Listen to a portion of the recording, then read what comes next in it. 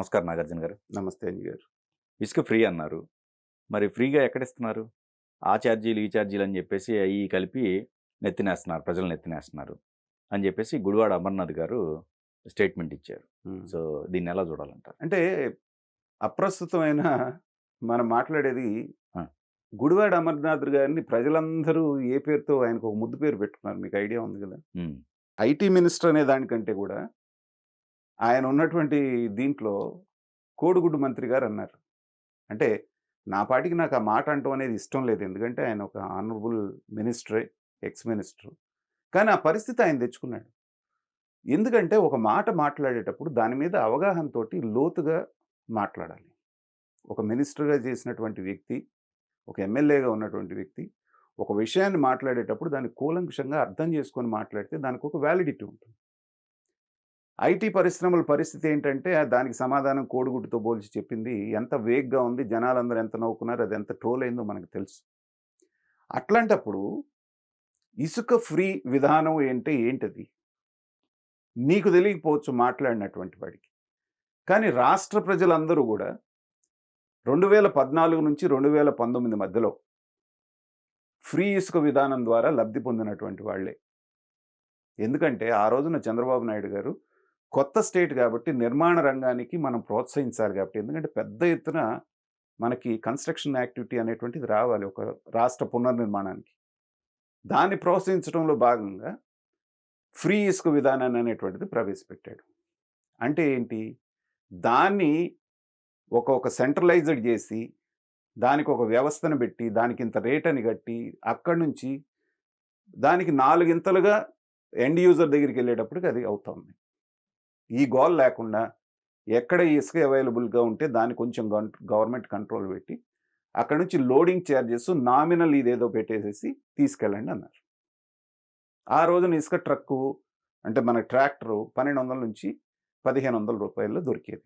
Simple calculation మనం మాట్లాడుకున్నాం. Okay. అది వీళ్ళొచ్చిన తర్వాత మేము బ్రహ్మాండంగా అసలు ప్రభుత్వ ఆదాయానికి గండి కొట్టేశారు కాబట్టి చంద్రబాబు నాయుడు గారు, మేము దీన్నంతా గూడా ఏదో సెంట్రలైజ్ చేసేస్తే 400,00,00,000 నుంచి 600,00,00,000 ఏదో మేము ఆదాయం తీసుకొస్తున్నాం దీనికనేటువంటి ఒక దాంతో దాని మీద అనేకమైన నిబంధనలు పెట్టారు. పెడితే దాని ఫలితం ఏమైంది? 1500 ట్రాక్టర్ కాస్త 6000 అయింది. 5000, 6000 ఉండేటువంటి మామూలు టిప్పరు 15,000 నుంచి 20,000 అయింది. ఇది గ్యాప్ కదా! రైట్. ప్రజలకి ఫ్రీ ఇసుక విధానం అనేది ఇవాళ చంద్రబాబు నాయుడు గారు కొత్తగా పెట్టింది కాదు. గతంలో వాళ్ళు అనుభవించిందే.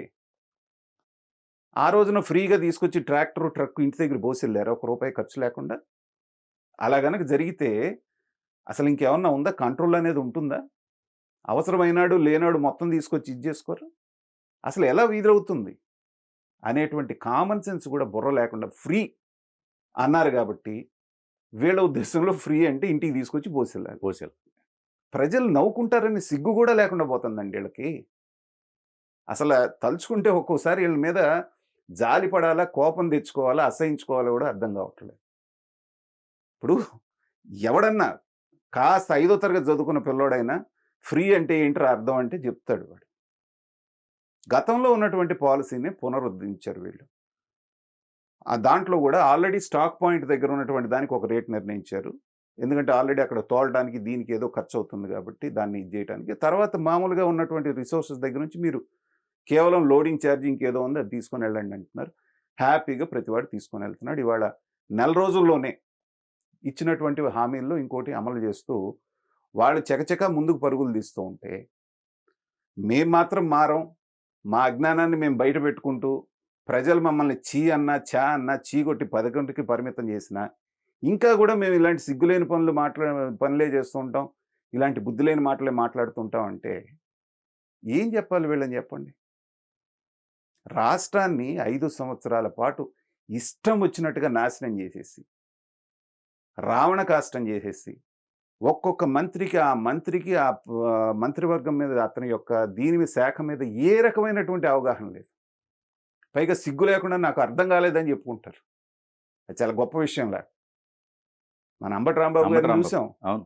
పోలవరం ప్రాజెక్ట్ నాకే అర్థం కాలేదు. నాకు అర్థం కాదు. తర్వాత చంద్రబాబు నాయుడు గారు 5 సంవత్సరాల తర్వాత వెళ్ళి వీళ్ళేసిన చిక్కుముళ్ళన్నీ చూసిన తర్వాత నాకు ఎక్కడి నుంచి మొదలు పెట్టాలో అర్థం కావట్లేదు అని ఆయన అంటే, మళ్ళీ మైక్ ముందుకు వచ్చి చూసారా ఆయనకి అర్థం కాలేదంటే నాకు అర్థం కాలేదంటే, ఆ అర్థం కాకపోవడానికి ఈ అర్థం కాకపోవడానికి ఏమన్నా సంబంధం ఉందా?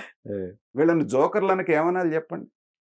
I'm sorry to say this. ఎందుకంటే వాళ్ళు ప్రజాప్రతినిధులు ఎంతైనా మంత్రులుగా చేసినాడు. కానీ అనాలంటే నాకు కూడా బాధగా ఉంది. కానీ ఇంక పదాలు దొరకట్లేదు. వీళ్ళ అజ్ఞానాన్ని ఎండగట్టాలంటే. కాబట్టి ఏంటంటే, ఒక ప్రెస్ మీట్‌కొచ్చేటప్పుడు, ఒక మాట్లాడటానికి 10 మంది దగ్గరకొచ్చి మాట్లాడేటప్పుడు ఏంటంటే, మీ అధినేతని మెప్పించడానికి, ఆయన దగ్గర మార్కులు కొట్టేయడానికి అనేటువంటి భావన మనసులోంచి తీసేసి, ఎందుకండి ఇప్పుడు ప్రయోజనం ఏముంది మార్కులకి? అంటే ఉన్నారు కదా! ముందంటే వేరు. ఇప్పుడు ప్రయోజనం ఏముంది? ఇప్పుడు ఇదంతా ఇప్పుడు ప్రజలు చూస్తున్నారుగా. ప్రజలు చూసినా మాట్లాడు. గానీ, ఆ! పాత వాసనలుంటాయి చూసారా? ఆ! అవి ఇంకా పోలా వీళ్ళకి. ఓకే. ఇప్పుడు జగన్మోహన్ రెడ్డి గారి గుడ్ బుక్స్‌లో ఉండాలి అనేటువంటి ఆ యావ ఏదైతే ఉందో, అది ఇంకా చావలే ఇలాంటి వాళ్ళల్లో. కొంచెం విఘ్నత ఉన్నోళ్ళు ఎవరైతే ఉన్నారో, ఇప్పుడు మన కేతిరెడ్డి ఆయన, తర్వాత కాసు మహేశ్వర్ రెడ్డి, హ్మ్. ఇలా ఎవరెవరైతే ఇప్పుడు మొన్న కరణం ధర్మశ్రీ, వీళ్ళందరూ బయటకొచ్చి రివ్యూ చేసుకుంటున్నారు. అసలు మనం ఏం తప్పులు చేశాం? కరణం ధర్మశ్రీ అని ఆయన అసెంబ్లీలో పాట కూడా పాడాడు జగన్మోహన్ రెడ్డి గారి మీద. అవును. మనందరికి గుర్తుంది. అవును. ఆయనే నిన్నేమంటున్నాడు? ప్రజావేదిక అనేది కూలగొట్టడం అనేది మేము చేసినటువంటి తప్పే. అది అక్రమమైన, సక్రమమైన ప్రజల డబ్బుతో కట్టారు కాబట్టి అది కూలిపోయింది కాబట్టి, కూలగొట్టాం కాబట్టి ప్రజలు అది మనసులో పెట్టుకున్నారు. 5 సంవత్సరాల తర్వాత కూడా మర్చిపోకుండా మాకు వ్యతిరేకంగా తీర్పిచ్చారు. అది చేయాల్సింది. ఓటమి వచ్చిన తర్వాత మనం ఎందుకు ఓడిపోయాము అనేటువంటిది విశ్లేషించుకుంటే ఏంటంటే, ఆ తప్పులు రెండోసారి చేయకుండా ఉంటే, రెండోసారి ప్రజలేమన్నా అనుగ్రహిస్తే మళ్ళీ వచ్చే అవకాశం ఉంటుంది. అలా గాకుండా మేము పాత తప్పుల్నే, పాత మాటలే మళ్ళీ మళ్ళీ మాట్లాడతాం. మా అధినేత దగ్గర మార్కులే మాకు ముఖ్యం అనుకుంటే, ఇలాగే మళ్ళీ మళ్ళీ ప్రజల దగ్గర నగుబాటు పాలవటం. ప్రజలకు ఒక ఎంటర్‌టైన్‌మెంట్ పీస్‌లాగా మిగిలిపోతారే గాని వీళ్ళని సీరియస్‌గా ఆ రోజునే తీసుకోలే. అవును. వీళ్ళెన్నన్నారు చంద్రబాబు నాయుడు గారిని, పవన్ కళ్యాణ్ గారిని 4 పెళ్ళిళ్ళన్నారు. దుష్ట చతుష్టయం అన్నారు. పేదలకి, పెత్తందారులకి అన్నారు. నా ఎంట్రుక పీకలేరన్నారు. నేనొక్కడినే ఇన్ని మాటల్లో దేన్నన్నా నమ్మారా వాళ్ళు? వాళ్ళు అనుకున్నది అనుకున్నట్టుగా 11కి పరిమితం చేశారు. కాబట్టి ఇప్పటికైనా సరే కొంచెం బుద్ధి తెచ్చుకోననే అంత పెద్ద మాట నేను అనను గానీ విఘ్నత ప్రదర్శించండి. విఘ్నత ప్రదర్శించి ఏది తప్పు, ఏది మంచి అనేది అధినేత దగ్గర కూడా నిర్మోహమాటంగా చెప్పండి. అయ్యా నీ ఒంటెత్తు పోకడం మూలాన నువ్వు మునిగి మమ్మల్ని కూడా ముంచేసావు. ఇప్పటికైనా మనం చేసిన తప్పులివి. నువ్వు ఇలా కరెక్ట్ అవ్వు, మేమిలా కరెక్ట్ అవుతాం. మళ్ళీ పార్టీని బతికించుకుందాం అని చెప్పాలి. అది లేదు అంటే ఏంటంటే వీళ్ళని ఇంకెవ్వరు కూడా బాగు చేయలేరు.